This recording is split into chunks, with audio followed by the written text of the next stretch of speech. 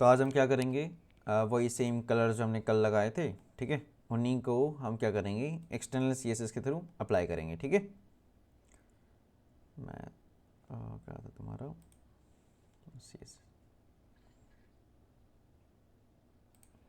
ठीक है। तो हमने ये सब करा था, head tag, H1 tag, head tag class, है ना। तो ये सब कर लिया हमने, ठीक है।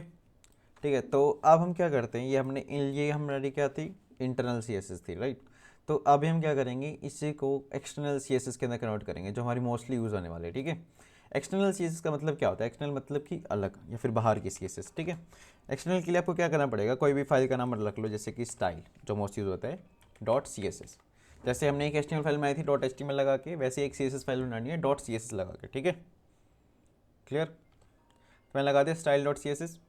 क्लियर, तो मैंने style dot C S S नाम से क्या बना दी, एक फाइल बना दी। अब मुझे ये style dot C S S और एक इंडेक्स HTML के बीच में एक रिलेशन बनाना पड़ेगा, आप कह सकते हो लिंक करना पड़ेगा इसे, ठीक है।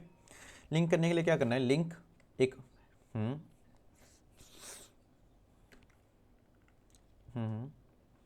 ठीक है, लिंक, हाँ, लिंक आप करो लिखोगे ना, तो यहाँ पे एक आएगा रिलेशन, एक एट्रीब्यूट होता है REL, REL का मतलब रिलेशन।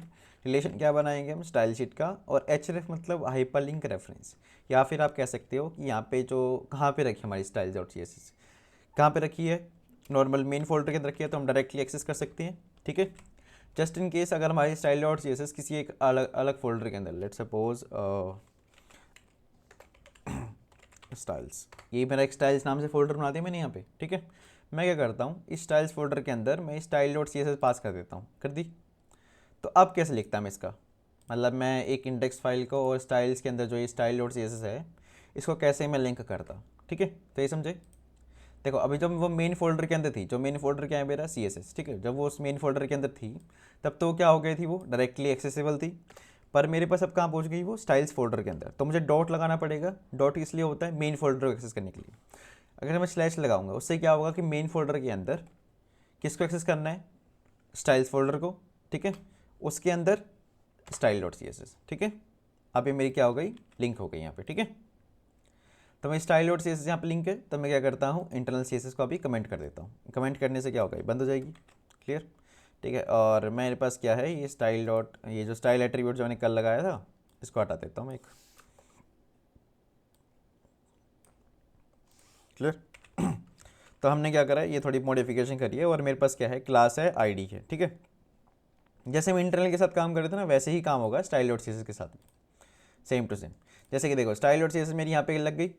अब मेरे को क्या करना पड़ेगा, अब मेरी यहाँ पे ना एक तरह से आप कह सकते हो, अब आप इंटरनल लिखोगे, जैसे मेरी यहाँ पे लिंक हो गई ना, बस आप ये समझ लो कि जो CSS है वो आप अलग फाइल के अंदर लिख रहे हो, ताकि आप मैनेजेबल कर पाओ, मैनेज कर पाओ।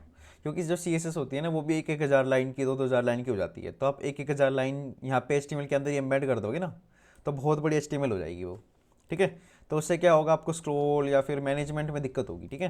तो हम क्या करते हैं, मोस्टली CSS हमारी हम यहाँ पे मैनेज करके चलते हैं, या फिर आप कह सकते हो लिंक कर देते हैं फाइल के अंदर, ठीक है।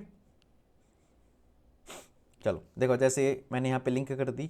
अब मैं क्या करूँगा, जैसे कि डॉट इसलिए होता था क्लास के लिए, हेड टैग क्लास, ये मैंने क्लास लगा रखी है, दिख रहा है यहाँ पे, तो कहते मैंने लगा दी। तो इसको मेरे को क्या करना है, इसके साथ लिंक करना है। लिंक करने के लिए क्या करना पड़ेगा, डॉट हेड टैग जो क्लास है, इसको क्या करेंगे हम, इस पर जैसे कि लेट सपोज मैंने कलर अप्लाई कर दिया, कलर मैंने पास कर दिया एक्वा, ठीक है। चेक कर लेते हैं क्या मेरा कुछ लग रहा है, गो लाइव।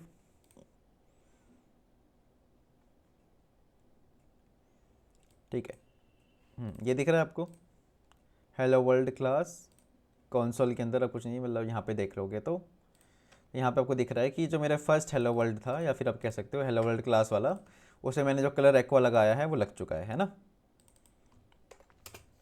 क्लियर, मतलब समझ आ रहा है कि कैसे एक सिग्नल CSS लगती है हमारी। एक एक्वा मरीन हो गया, जैसे देखो थोड़ा सा चेंज हो गया कलर, समझे।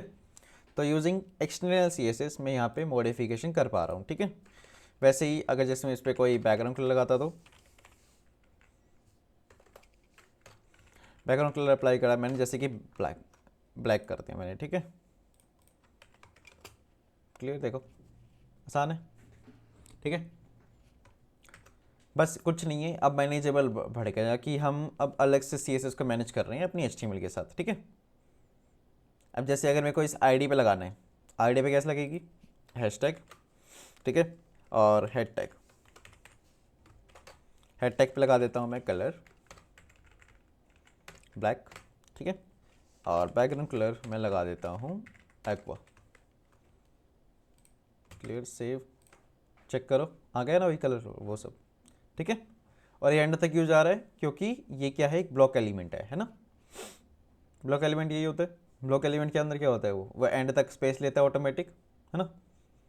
तो ये हमारा ऐसे चल रहा है, ठीक है, समझाया कुछ। इसको क्या बोलते हैं, एक्सटर्नल CSS लिंकिंग, ठीक है। फटाफट करके देखो ये सब।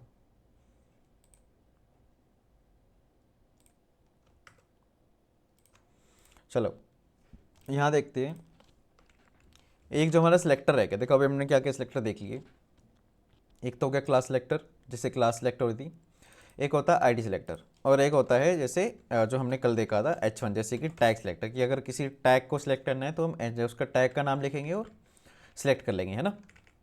एक तो ये होता है, और एक होता है स्टार। स्टार का मतलब होता है यूनिवर्सल, यूनिवर्सल का मतलब हर एक, ये पूरी के पूरी HTML के अंदर जितने भी टैग है ना, वो सबको उठा लेगा वो, ठीक है।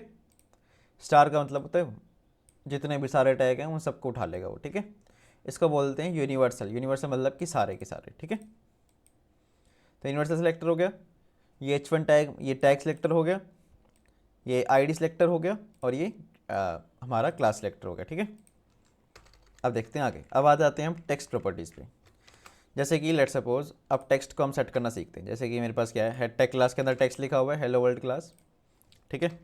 मैंने किसके टारगेट कर रखा है, मैंने यहाँ पे टारगेट कर रखा है ना इसे, तो मैं इसी पे ही प्रॉपर्टीज़ लगाता हूँ, ठीक है। जैसे फर्स्ट प्रॉपर्टी होती है एक टेक्स्ट की, टेक्स्ट प्रॉपर्टीज़ मतलब बेसिकली हम टेक्स्ट पे जो इसके अंदर जो टेक्स्ट है ना, हम उसके साथ काम करेंगे, ठीक है। देखो अब टेक्स्ट अलाइन, एक टेक्स्ट अलाइन हो जाता है जैसे कि सेंटर, यानी मैंने क्या करा, टेक्स्ट अलाइन सेंटर कर दिया। जैसे करने से क्या होगा, मेरा जो ये देखो यहाँ पे देख पा रहे हो हेलो वर्ल्ड क्लास, देखो बीच में आ गया ना, ठीक है। तो ये किस लिए आ रहा है, क्योंकि मैंने टेक्स्ट अलाइन कर दिया सेंटर, ठीक है। अब देखते हैं टेक्स्ट की और प्रॉपर्टीज़। एक होता है टेक्स्ट डेकोरेशन, टेक्स्ट डेकोरेशन में कहते हैं डैश्ड, जैसे इसका कुछ खास दिखेगा आपको, ठीक है। और जो आपकी होती हैं टेक्स्ट प्रॉपर्टीज, जैसे मेन बताता हूँ, ठीक है, क्योंकि देखने को तो बहुत सारी हैं, ठीक है। अब जैसे टेक्स्ट डेकोरेशन, एक तो डैश में कुछ नहीं दिखेगा, एक होती है टेक्स्ट डेकोरेशन अंडरलाइन,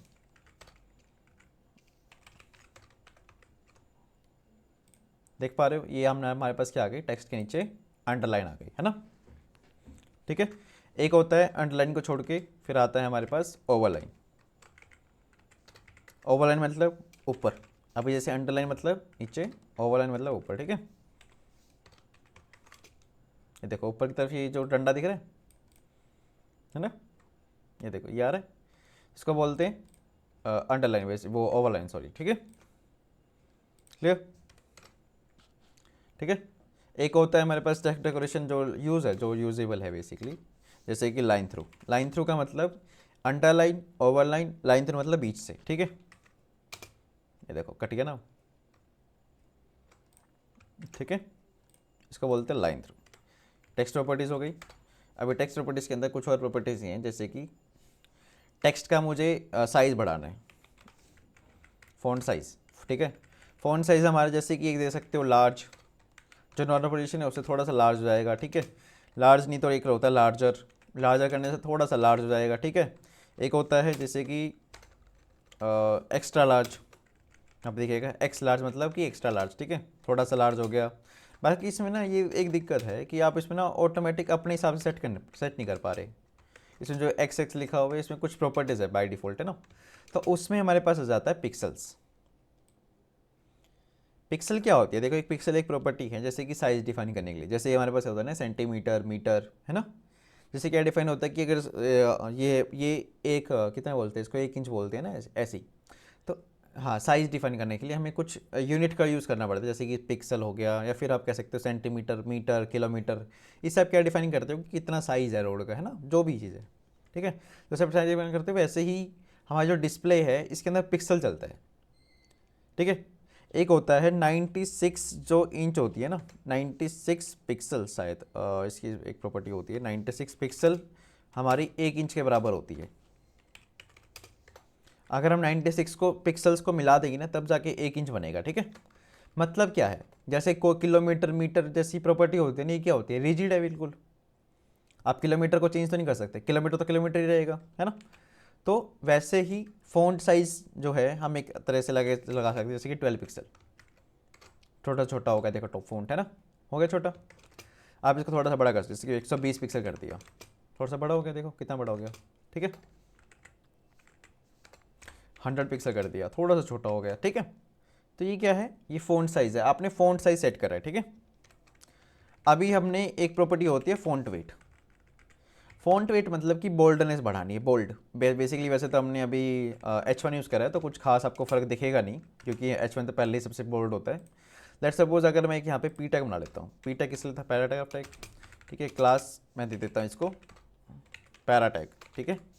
मैंने पैरा टैग नाम से इसको एक क्लास डिफाइन कर दी, ठीक है। इसके अंदर लिखा हुआ है पैराग्राफ टेक्स्ट, मैंने लिख दिया पैराग्राफ टेक्स्ट, ठीक है। इस पैरा टैग को उठाते हैं, इसको यहाँ पे टारगेट करते हैं, जो कि मेरे पास है डॉट पैरा टैग, ठीक है। और इसमें मैं क्या करता हूँ, इसकी फ़ॉन्ट वेट उठाता हूँ।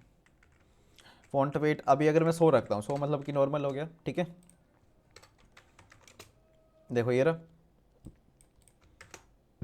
इसको करते हैं 900। देखो थोड़ा सा बोल्ड दिख रहा है ये पहले से। लेट्स सपोज अगर मैं इसको ऐसे कर दूँ, मैं इसको ऐसे कर देता हूँ, ठीक है। अब ठीक है, तो 900 की जगह अगर मैं 600 कर देता हूँ, सेव करती है, आप देखो थोड़ा सा लाइट हो गया। अगर मैं 100 करता हूँ तो थोड़ा सा लाइट हो गया ना, 200 करने से थोड़ा सा डार्क हो जाएगा ये, है ना। 300 से डार्क होने लग गया, 400 से थोड़ा सा और डार्क हो रहा है, 500 से और डार्क होने लग गया, 600 से डार्कनेस शुरू, है ना, 700, ठीक है। तो ये दिख रहा है, ये फ़ॉन्ट वेट किस लिए, बोल्डनेस बढ़ाने के लिए, ठीक है। क्लियर। इसकी वैल्यूज़ क्या क्या होती हैं, 100, 200, 300, 400, 500, 600, 700, 800, 900। ऐसा नहीं 101, 200 ऐसे नहीं रख सकते आप, 100, 200, 300, 900 तक जाएगी, ठीक है। तो मैं अभी 900 कर देता हूँ, और इसमें कुछ प्रॉपर्टीज लगाते हैं, जैसे कि जो अभी हमने सीखी हैं। और एक तो फ़ॉन्ट साइज़, हम इसका फ़ॉन्ट साइज़ बढ़ा सकते हैं, 100 पिक्सल कर दें। पैराग्राफ टेक्स्ट को थोड़ा सा बड़ा हो गया, छोटा कर देते हैं, ठीक है। और क्या करते हैं, टेक्स्ट अलाइन करते हैं, इस पर सेंटर कर देते हैं, हमने सेंटर कर दिया अपने पूरे टेक्स्ट को, ठीक है। क्लियर है, ठीक है। तो देखो अब आगे जाते हैं फ़ॉन्ट फैमिली पे। फ़ॉन्ट फैमिली क्या होती है, जैसे कि फ़ॉन्ट फैमिली अभी आप देख पा रहे हो कि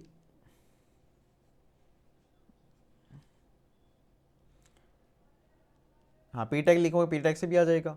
पर इसमें दिक्कत क्या है, अगर मैं पी टैग लगाता हूँ ना, पी टैग लिखने से पी टैग वाले सारे एलिमेंट्स आ जाएंगे। मैंने पैरा टैग लगा के सिर्फ क्लास को डिफाइन करेंगे, जिसके पास जिस भी टैग के पास ये क्लास होगी ना, उस पर सी लगेगी, ठीक है। मोस्ट बेस्ट अप्रोच रहती है कि आप क्लास आईडी दे के ही काम करो। अगर आप डायरेक्ट टैग देख रहे हो ना पूरी वेबसाइट के अंदर, तो पूरे के पूरे सिलेक्ट हो जाएंगे वहाँ पे, ठीक है। तो अभी हम सीखते हैं फ़ॉन्ट फैमिली। देखो अभी आप देख पा रहे हो कि जो फ़ॉन्ट का जो स्टाइल है, फ़ॉन्ट स्टाइल देख रहे हो, एक नॉर्मल टेक्स्ट मतलब कि एक होता है ना, जैसे कि हमारा हो गया, जैसे मैं आपको अलग अलग तरह के फ़ॉन्ट स्टाइल दिखाता हूँ, जैसे गूगल फ़ॉन्ट्स पे जाते हैं हम।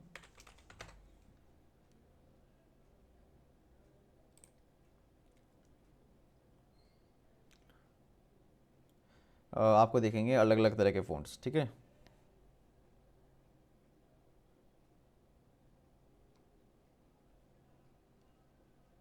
आई थिंक नेट स्लो रखा, ठीक है। देखो देखो कैसे अलग अलग तरह के फ़ॉन्ट्स हैं ना। तो ये किस लिए है, हमारी स्टाइलिंग को बढ़ाने के लिए, ठीक है। तो ऐसे ही आप फ़ॉन्ट्स अप्लाई कर सकते हो अपनी वेबसाइट के अंदर, ठीक है, फ़ॉन्ट फैमिली के थ्रू। जैसे कि फ़ॉन्ट फैमिली के अंदर जैसे कुछ हमारे पास अलग अलग तरह के फ़ॉन्ट स्टाइल्स अवेलेबल हैं, ठीक है। अवेलेबल है अभी के लिए, अगर आपको बाहर के यूज़ करना है तो बाहर के यूज़ मैं बाद में बताऊँगा, ठीक है। अभी ये सारे मेरे पास अवेलेबल है, ठीक है, जो सी के अंदर प्री डिफाइंड है। लेट सपोज मैंने ये वाला सेलेक्ट कर लिया, तो देखो थोड़ा सा स्टाइल बढ़ गया ना, देखो कैसा हो गया, देख पा रहे हो, ठीक है। फ़ॉन्ट फैमिली मैंने अगर चेंज कर दी टाइम्स न्यू रोमन में, देखो थोड़ा सा वो चेंज हो गया, है ना। फिर से मैंने फ़ॉन्ट फैमिली को चेंज करा,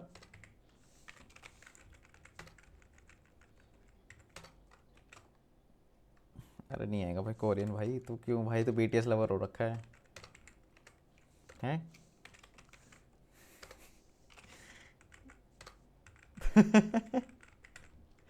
इम्पैक्ट, ये देख, ठीक है। क्यों नहीं आएगा वो, क्योंकि देखो मैंने यहाँ पे मैंने यहाँ पे लैंग्वेज इंग्लिश कर रखी है, तो वो कुछ खास फर्क नहीं पड़ेगा। मैंने पूरे HTML की लैंग्वेज इंग्लिश कर रखी है, EN। ठीक है, समझाया फ़ॉन्ट फैमिली। ठीक है, तो ये बेसिकली क्या है, हमारे पास फ़ॉन्ट फैमिली करके है, फ़ॉन्ट वेट हो गया, टेक्स्ट लाइन, फ़ॉन्ट साइज़, बहुत सारी होती है, टेक्स्ट डेकोरेशंस हो गई। ठीक है, अब तो कुछ खास नहीं होती हमारे पास। अब आ जाते हैं इवेंट्स, तो हम जो कल करेंगे। ठीक है, अभी हम इतना ही सीखते हैं।